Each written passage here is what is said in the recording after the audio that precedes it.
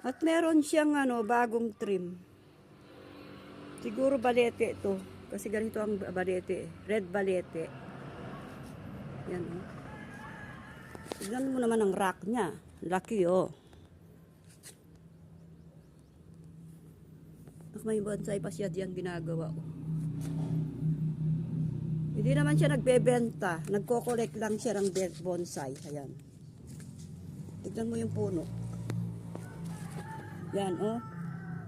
Parang yung punong nakikita ko dun sa Oh. Di ba ganda niya guys? Oh.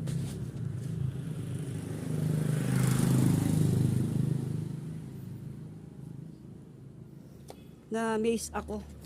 Ang galing talaga niyang maggawa ng bonsai. Ilang oras kaya niyang binuo